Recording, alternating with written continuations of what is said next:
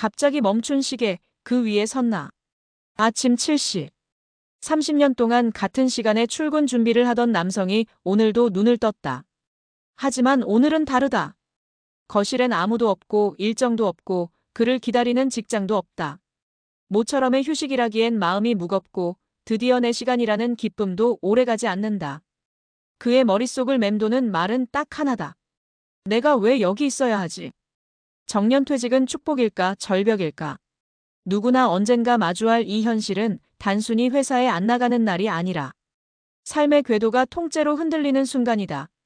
본론 은퇴 후 삶이 무너지는 구조적인 이유들. 1. 정체성 상실. 내가 누구인지 모르게 된다. 직장인 시절 우리는 누구의 부장, 어느 부서 팀장 같은 역할로 살아간다. 하지만 퇴직과 동시에 그 이름표는 벗겨진다. 이때 갑자기 밀려드는 감정은 자유가 아닌 공허함이다. 나는 도대체 누구인가? 내가 하루 종일 뭘 하지? 정체성의 빈자리는 생각보다 크다. 그 빈 공간을 메우지 않으면 매일 아침이 고통이다. 2. 경제적 착각. 연금이면 충분하겠지라는 오산.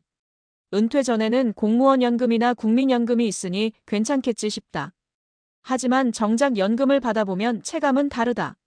생활비는 물론이고 병원비, 자녀 지원, 물가 상승 등 생각 못한 변수들이 계속 터지며 통장은 줄어들기만 한다.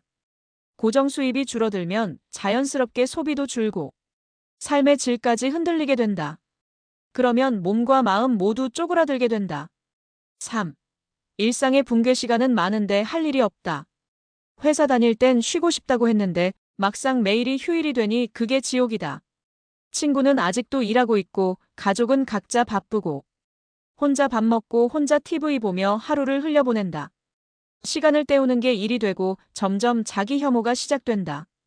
이럴 거면 왜 퇴직했나? 내 인생, 이게 맞나? 이런 생각이 꼬리에 꼬리를 문다. 사례 1. 63세 전직 공무원, 하루 12시간 침묵 속에서. 김정호 씨 가명. 63세는 30년간 공무원으로 일하며 성실하게 살아왔다. 퇴직 후엔 매일 아침 산책하고 책도 읽고 취미도 만들 계획이었지만 막상 퇴직 2개월 차부터 무기력증에 시달렸다. 시간은 많은데 하고 싶은 게 없더라고요. TV만 보다 보니 하루가 끝났고 어느 날은 하루 종일 말 한마디도 안 한 적도 있어요. 사람이 그렇게 무너지더라고요. 현재 그는 아파트 경비 아르바이트를 하고 있다. 돈 때문만은 아니다. 누군가와 마주하고 하루 일과가 있는 삶이 그리워서다. 사례 2. 65세, 퇴직 후 3억 퇴직금으로 창업 1년 만에 파산. 이영수 씨 65세는 퇴직 후 카페를 차렸다.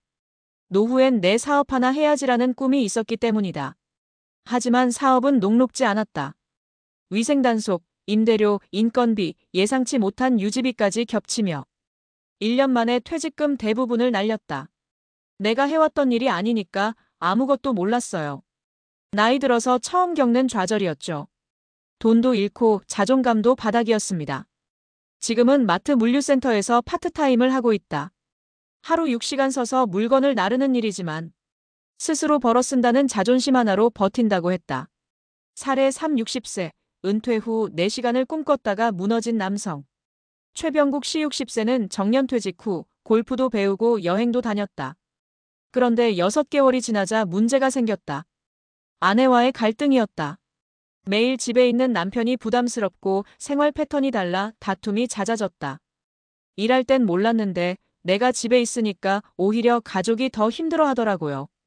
마냥 쉬는 것도 서로에게 독이 되는구나 싶었어요. 지금은 자원봉사센터에서 주 3회 활동하며 자기만의 리듬을 찾고 있다. 돈은 안 되지만 누군가에게 필요한 사람이 된 것 같아. 살아있다는 기분이 든다고 했다. 결론. 은퇴는 끝이 아니라 새로운 삶의 설계다. 은퇴 준비는 돈만 잘 모으면 끝이라는 생각, 퇴직하면 자유롭고 편안해질 거야라는 착각, 그리고 나도 언젠가는 뭔가 하게 되겠지라는 막연한 기대. 이런 생각들이 은퇴 후 무너짐의 시작이다. 진짜 준비는 생활습관, 정체성, 인간관계, 새로운 수입원까지 총체적인 삶의 리디자인을 포함한다. 지금 당장은 실감 안 나겠지만 조금이라도 빨리 은퇴 후의 일상을 구체적으로 설계해보자. 마무리 한마디. 퇴직은 축제가 아니라 재배치된 삶의 시작점입니다. 이제는 직장이라는 프레임 밖에서 내 이름 석자로 살아갈 준비를 할 차례입니다. 은퇴하면 쉴 수 있다는 말 맞긴 맞습니다. 근데 그 쉼이 길어지면 사람은 망가집니다. 몸도 그렇고 마음도 그렇고요. 정년 이후 무너지는 사람들이 많은 이유는 딱 하나예요. 은퇴를 끝으로 보고 삶의 연속선으로 준비하지 않아서 그렇습니다. 그럼 구체적으로 어떻게 준비해야 할까요? 딱 4가지 키워드로 나눠서 말씀드릴게요. 1. 관계 2. 1, 3. 돈 4. 의미. 관계 은퇴하면 인간관계부터 사라집니다. 회사 다니면서 자연스럽게 맺었던 인간관계. 퇴직하는 순간 한순간에 사라져요. 카톡도 뜸해지고 회식도 없고 같이 욕하던 상사도 이제는 그냥 남이 됩니다. 이제 남는 건 가족뿐인데 가족이랑 하루 종일 붙어 있으면 오히려 싸움 납니다. 그러니 퇴직 전부터 일 외의 인간관계를 만들어야 해요.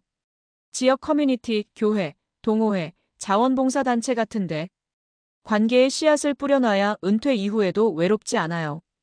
팁. 한 달에 딱 1번이라도 좋습니다. 정기적인 모임 하나 만들어 보세요. 골프 아니어도 돼요. 걷기 모임, 독서 모임, 바둑, 사진, 아무거나 괜찮습니다. 일상이 생기고 이유가 생기고 결국 사람이 사라집니다.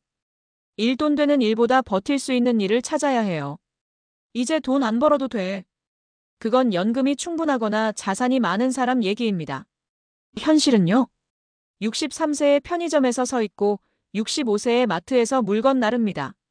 그럼 무조건 돈 되는 알바를 해야 하느냐? 그건 아닙니다. 내가 버틸 수 있는 일을 찾는 게 먼저예요. 하루 4시간 일해도 좋고 주 3일만 해도 좋아요. 몸에 무리 가지 않게, 그리고 출퇴근 스트레스 없이 꾸준히 할 수 있는 일이면 된다는 얘기입니다. 실제 예시. 서울 은평구에 사는 박모 씨 64세는 퇴직 후 편의점 야간 근무를 하다 허리 디스크가 왔습니다. 이후 복지센터 소개로 도서관 사서 보조로 전환했는데 적은 돈이라도 정시에 출근하고 사람을 만나는 게 삶의 활기를 줍니다라고 했어요. 은퇴 이후엔 돈보다 루틴이 더 중요해집니다. 돈 연금 하나로는 안 됩니다. 작은 현금 흐름이 필요해요. 공무원 연금 받으면 노후 걱정 없지 않나요? 정답은 반은 맞고 반은 틀리다입니다. 생활비 기본은 되지만 예상 못한 지출이 문제입니다. 자녀 결혼, 병원비, 여행, 경조사. 여기서 무너져요. 그래서 꼭 필요한 게 보조 수입원입니다. 큰 돈이 아니어도 좋습니다. 월 30만 원, 50만 원이라도 꾸준히 들어오면 삶의 체력이 달라집니다. 추천 방법. 주 2회 동네 영어 과외 소규모로 부담 없이. 자가주택이면 방 하나 에어비앤비 활용. 오랫동안 해온 분야의 소규모 강의, 원고 집필. 유튜브, 블로그 같은 콘텐츠 활동 처음엔 수입 없지만 가능성 있음. 지역센터 통해 노인 일자리 신청. 이런 것들이 은퇴 후에도 나를 사회에 연결해주고 경제적으로도 숨통을 틔워줍니다. 의미나는 왜 사는가에 대한 질문을 외면하지 말아야 해요. 여기서 제일 중요한 이야기입니다. 퇴직 후 무너지는 사람들, 공통점이 하나 있어요. 바로 삶의 이유가 없다는 것. 내가 왜 살아야 하지? 누구를 위해서 살지? 내가 쓸모 있는 사람인가? 이 질문에 대답하지 못하면 마음이 병들고 무기력이 찾아옵니다. 그래서 의미 있는 일 하나를 찾아야 해요. 예시. 누군가를 도와주는 활동 초등학교 학교 지도, 복지관 상담 봉사 등. 자신만의 기록을 남기기 자서전 쓰기, 유튜브로 인생 노하우 공유 등. 손주 돌봄, 지역사회 돌봄 참여. 내가 있어야 할 이유를 스스로 만들어야 합니다. 그게 결국 무너지지 않는 삶의 버팀목이 됩니다. 마지막으로 드리는 조언. 은퇴는 누구나 처음 겪는 인생의 큰 전환점입니다. 그리고 아무도 이 변화를 진짜로 알려주지 않아요. 그래서 막상 닥쳐보면 멘붕이 오는 거죠. 하지만 미리 알고 준비하면 다릅니다. 관계, 일, 돈, 의미. 이 4가지를 균형 있게 준비한다면 은퇴는 끝이 아니라 2번째 인생의 출발점이 될 수 있습니다. 절대 혼자 감당하려 하지 마세요. 배우자와, 친구와, 동료들과, 때로는 전문가와 은퇴 후 삶의 방향을 꾸준히 나누고 점검하세요.